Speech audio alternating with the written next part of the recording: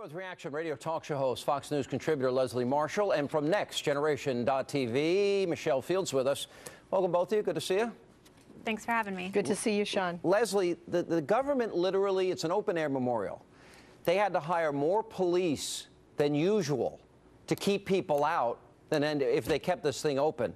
How pathetic this is in a partial 17% government shutdown to try and inflict as much pain as possible. I would think you would sympathize with those vets that they have every right to keep that open and that this was punitive of the White House to make that decision because they have discretion here. Well, first of all, I come from a long line of veterans. My father fought in the Korean War, and I definitely appreciate all they've done for me to have the freedom to do what I'm doing right now.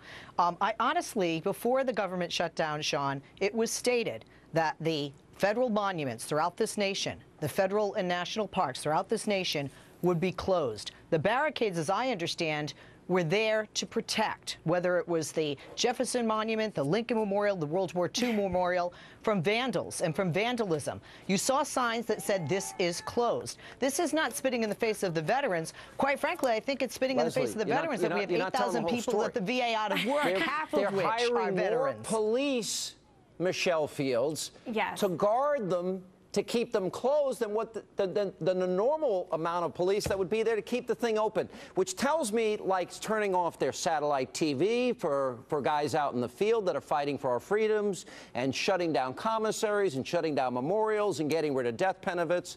All of this was discretionary, and the White House made that decision, so they got the barricades, as you can see there, I think that they deserved. Your reaction? Exactly. Look, they're spending more money trying to shut down the memorial than if they had just left it open. But what's amazing is that Obama's trying to make the shutdown as painful as possible for the American people, for the public. But when it comes to his buddies, the union reps, he's trying to make it as painless. He just gave exemptions to union bosses from being furloughed. So we are paying right now for six-figure salaries for union bosses to do all their union activity while the American people are suffering over the shutdown. And what this president is doing is he's using veterans in his political game in order to score points, and he's hurting the American people. Yeah. You know, Leslie, one of the things, I was watching the media coverage on this weekend, and the Tea Party has done a really good job of policing themselves over the years. They clean up after themselves. If people have radical signs, they are asked to leave. And I know the people that have organized events and have asked people to leave in the past. So the media, rather than focusing on all of those veterans, and you can look at the pictures and see 99% veterans, they focus on one guy with a Confederate flag and one guy that says Obama should put down his Quran. Is that fair to those vets, the way the media covered that? I think it's pretty disgusting.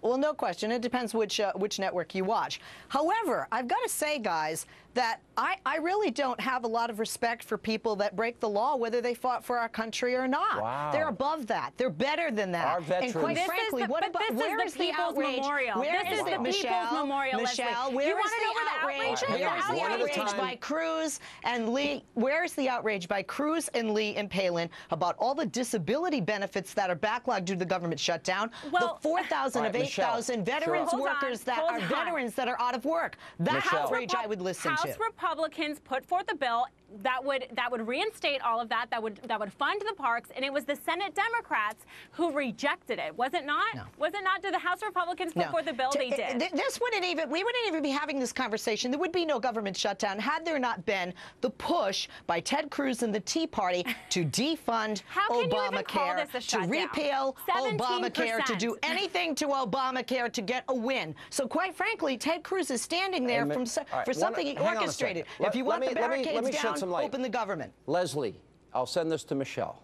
You cannot have a government shutdown if you have a president. You cannot blame the Republicans when the president will not negotiate, Michelle. That was his position, his way or the highway. Now, you know what? Maybe the president hasn't read the Constitution, but there are certain powers that Congress has. One of them is the power of the purse. And to get over that, he's got to sit down at the negotiating table. I'll give you the last word, Michelle. He says that he doesn't want to negotiate because never in American history has the debt limit been used as political leverage. But we know that's not the case. We saw with Nixon that Senator Ted Kennedy put forth and tried to attach a bill to the debt limit for campaign finance reform. We saw it under Carter. So this is not unprecedented. This is not something that's brand new that Republicans are doing. This is part of the political process. Obama just doesn't want to negotiate. It's either Obama's way or the highway. All right, guys, good to see you. Pretty disgraceful to me, just Good to see you. disgraceful. All right, and they got dumped where they belong, right on President Obama's front porch.